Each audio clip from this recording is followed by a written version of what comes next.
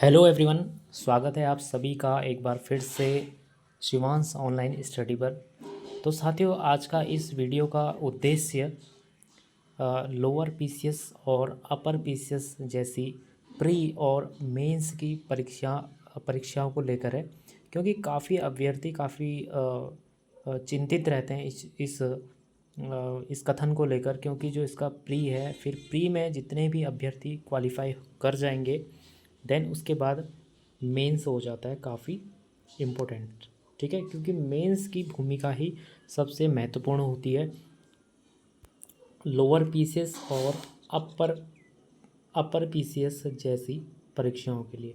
ठीक है, तो इसी विषय पर हम लोग आज चर्चा कर रहे हैं, क्योंकि इसमें देखिए प्री आपको सभी को पता है, लोअर पीसीएस प्रीलिम्स और अपर पीसीएस प्रीलिम्स, इसका आपका प्रीलिम्स एग्ज़ाम जो है हो चुका है। लेकिन लोअर वाले, क्योंकि लोअर का प्रीलिम्स का जो रिज़ल्ट है वो बस जारी होने वाला है, हो सकता है जारी हो जाए 2-3 दिन में, या फिर नेक्स्ट वीक में, यानी कि अगले सप्ताह में 100% जहाँ तक है ऐसा अनुमान है कि आ जाएगा।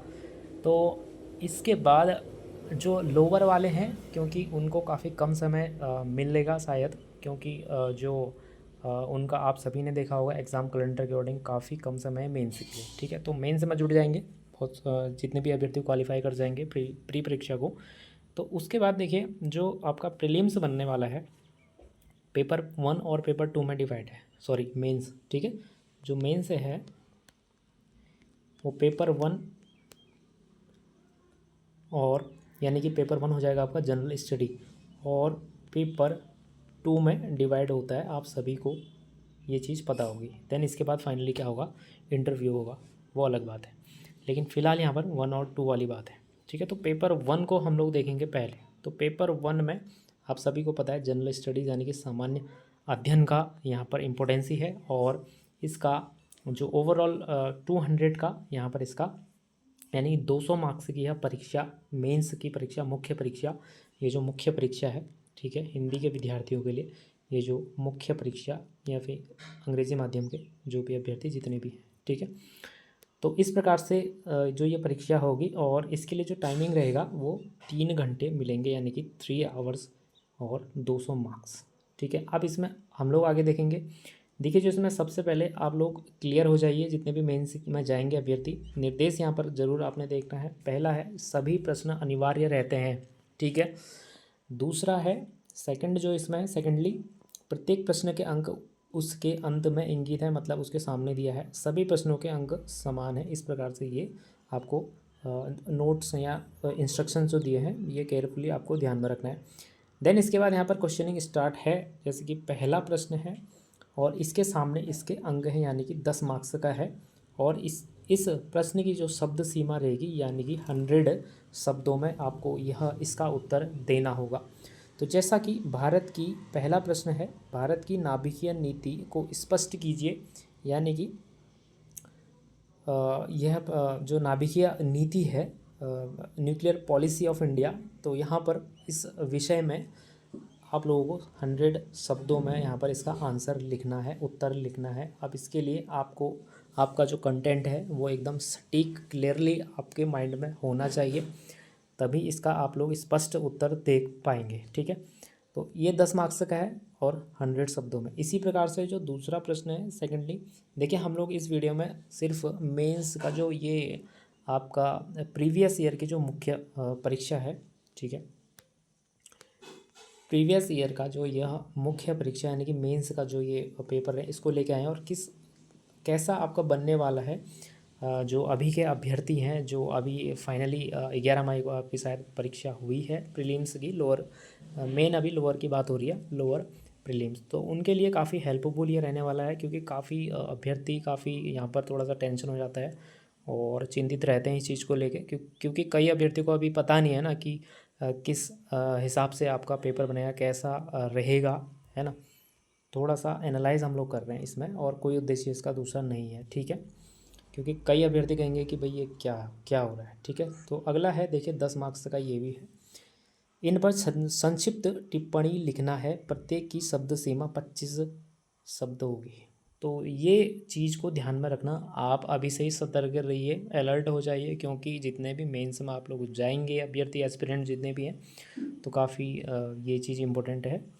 तो इसमें जैसे कि 1 2 3 4 पार्ट में यह प्रश्न नंबर 2 डिवाइड है। तो इसमें पहला है शिक्षा का अधिकार, ये एक छोटा सा यानी कि संक्षिप्त यहाँ पर टिप्पणी इसमें लिखना है। इसका मतलब यह है 10 मार्क्स का ये क्वेश्चन नंबर 2 पूरा है, तो इसका मतलब 10/4 आप लोगों को करना होगा, यानी कि प्रति जो टिप्पणी लिखनी है प्रत्येक पर, तो यानी कि 2.5 मार्क्स में ये डिवाइड हो जाएगा आपका, ठीक है।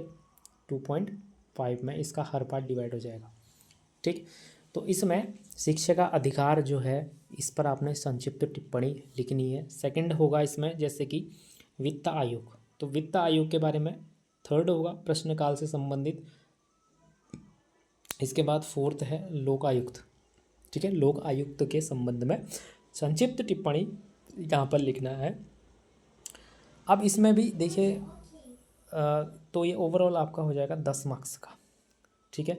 अब इसमें कैसे आपको आंसर लिखना है, कैसे क्या करना है, इस विषय पर हम जो है नेक्स्ट वीडियो में इसको लेकर आएंगे, ठीक है।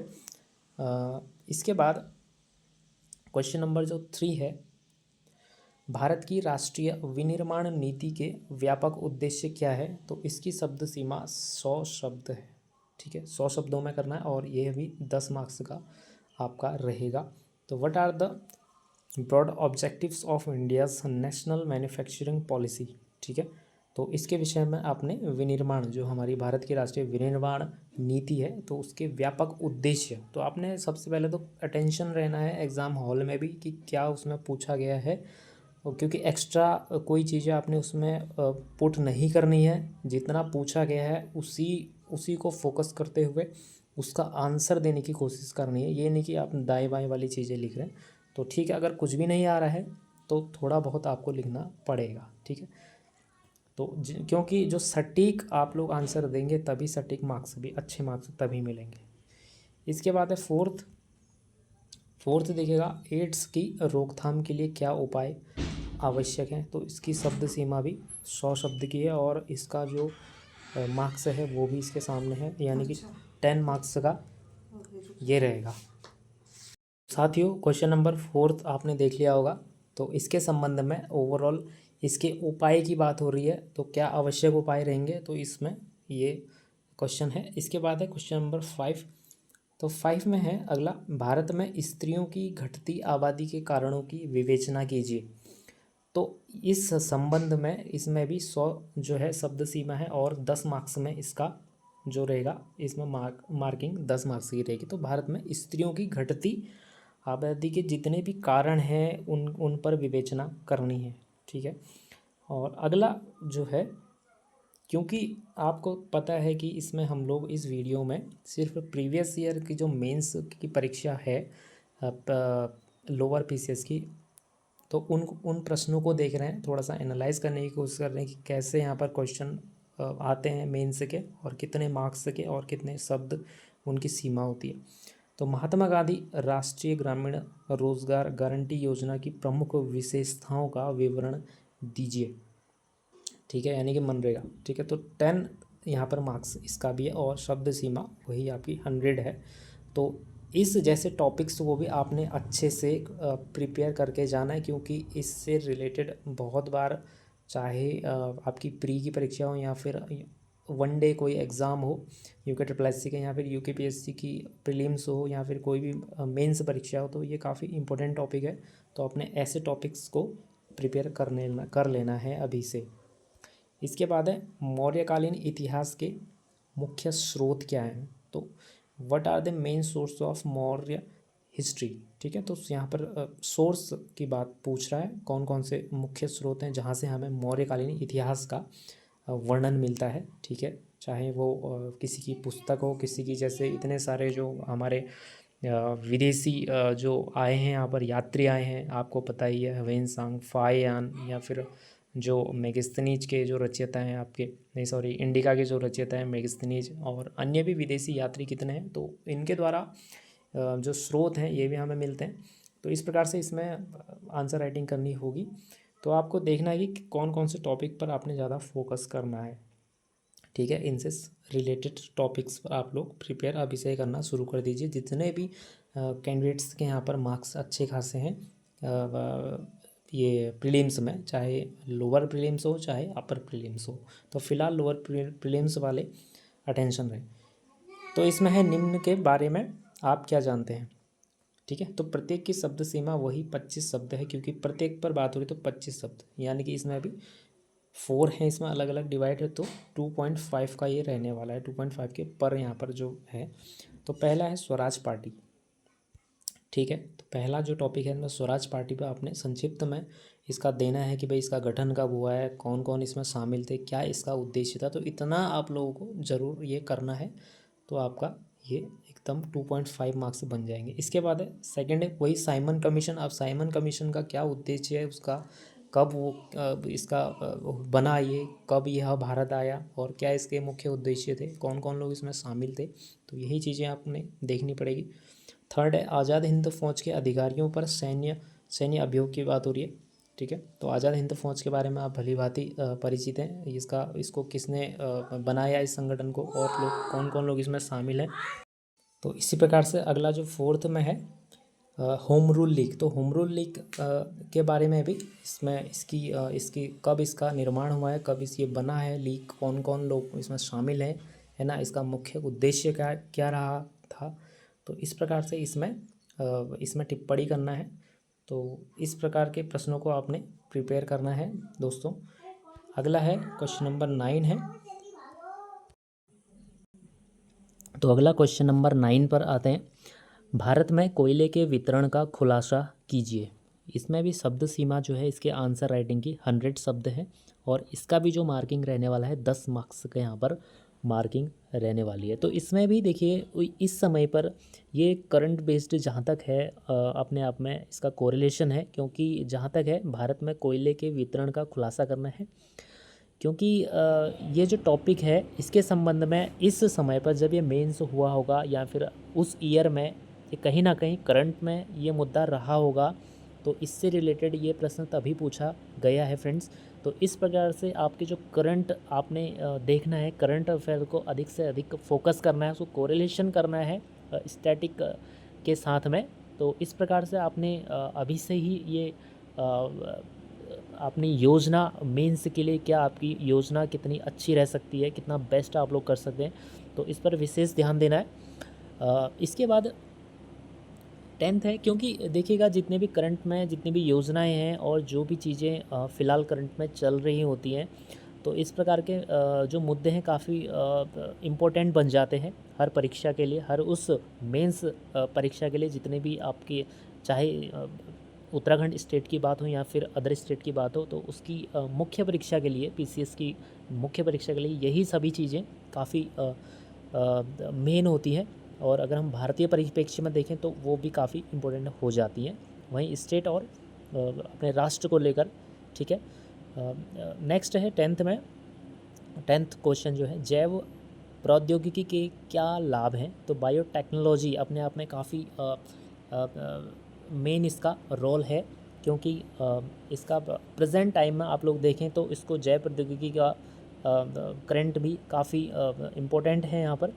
तो आपने ऐसी चीज़ों को आपने अभी से ही इसको लेके चलना है और अपना मेंस को प्रिपरेशन करना है। जितना आप लोग प्रिपरेशन करेंगे बेस्ट, जितना आप लोग देंगे, जितने एफर्ट्स अच्छे करेंगे, उतना आपके लिए बेस्ट रहेगा। अब इसके बाद नेक्स्ट देखिएगा 11th नंबर क्वेश्चन है। अब देखिए साइंस से रिलेटेड है, यहाँ पर इनमें विभेद करना है, यानी कि डिफरेंस करना है आपने, है ना। तो प्रत्येक की शब्द सीमा भी है 25 दिया हुआ है, और 10 मार्क्स का यहाँ पर ये ओवरऑल रहने वाला है, यानी कि वही 2.5 अगर कहें तो 2.5 पर टॉपिक रहने वाला है इसका मार्क्स। तो पहला है धमनी और शिरा में डिफरेंस देना है। सेकेंडली है इसका सेकंड है पेंट और वार्निश में डिफरेंस आपने बताना है। थर्ड है बंदूक और राइफल में क्या डिफरेंस है। फोर्थ में वायु शीतन और वातानुकूलन के में क्या इसमें डिफरेंस है। तो ये साइंस का पोर्शन है अपने आप में। तो इस प्रकार से डिफरेंस वाले प्रश्न हैं यहाँ पे। इसके बाद देखिए 12वां क्वेश्चन है मानव रचित जैविक आपदाएं क्या हैं? तो इसमें मानव रचित जैविक आपदाएं क्या है, ये भी इसकी भी जो शब्द सीमा है 100 शब्दों का है और वही मार्क्स आपका 10 मार्क्स का ये प्रश्न है। ठीक है, तो मानव रचित जैविक आपदाएं क्या क्या हो सकती हैं? What are man made biological disaster? ठीक है, तो इस प्रकार से यह प्रश्न है। इसके बाद है नेक्स्ट 13 क्वेश्चन, गेहूं की खेती के लिए आवश्यक भौगोलिक दशाओं का विवेचना कीजिए, यानी कि विवेचन करना है। गेहूं की खेती के लिए आवश्यक भौगोलिक दशाएं क्या क्या है, कितना सेंटीमीटर जो वर्षा की आवश्यकता रहती है, और कैसा इसके लिए एटमॉस्फेयर चाहिए, है ना, किस प्रकार की मिट्टी होनी चाहिए। तो इस प्रकार से इसमें आंसरिंग करनी है और यह भी आपका 10 मार्क्स का रहने वाला है। इस प्रकार से क्वेश्चन नंबर 14, तो इसमें निम्न स्थलों का क्या महत्व है? प्रत्येक की शब्द सीमा वही है 25 है और 10 मार्क्स का ओवरऑल रहेगा। तो इसमें देखिए थल केदार है, सेकंड है विभाडेश्वर, थर्ड है हर की दून, फोर्थ है दुगड्डा। तो इस प्रकार के प्रश्नों को लेकर भी आपने अपनी उत्तराखंड, ठीक है, उत्तराखंड जो आपकी है परीक्षा वाणी है, तो उत्तराखंड या जो भी आप लोग है आपके पास, तो उत्तराखंड काफ़ी यहाँ पर स्ट्रॉन्ग बनाना है। इसीलिए बोला जाता है कि उत्तराखंड आप लोग स्ट्रॉन्ग आपको करना है, क्योंकि आपकी जो मुख्य परीक्षा है उसमें काफ़ी इसकी इम्पोर्टेंसी है। तो जिसका उत्तराखंड अपने आप में जिसका स्टेट जो अपना स्टेट है वो स्ट्रॉन्ग रहेगा, तो अपने आप आपका जो मुख्य परीक्षा है काफ़ी अच्छी रहने वाली है। ठीक है, तो इस प्रकार के टॉपिक्स आपने क्लियर कर लेने हैं अभी से ही। इसके बाद नेक्स्ट है ओली गुरसों क्यों प्रसिद्ध है। देखिए बुग्याल वाली बात है, ओली गुरसों आपने पता ही है आपको।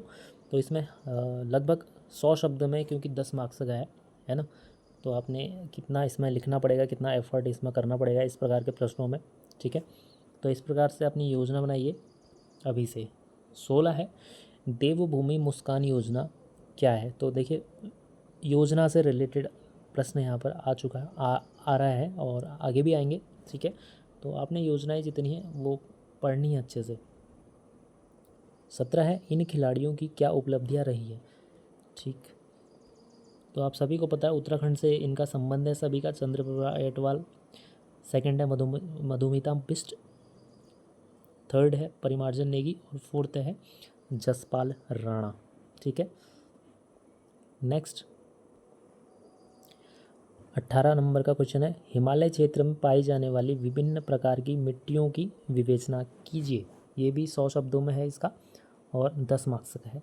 तो हिमालय क्षेत्र में पाई जाने वाली विभिन्न प्रकार की मिट्टियों के बारे में और इनका विस्तार जो है किन किन जिलों में है और कहाँ कहाँ पर ये पाई जाती हैं, और इन पर जो उपजाऊ और अनुपजाऊ जो भी है, अगर कृषि की बात करें कृषि के लिए कितना इसकी इम्पोर्टेंसी है, किस मिट्टी की कितनी इम्पोर्टेंसी है ना, वृक्षों को लेकर।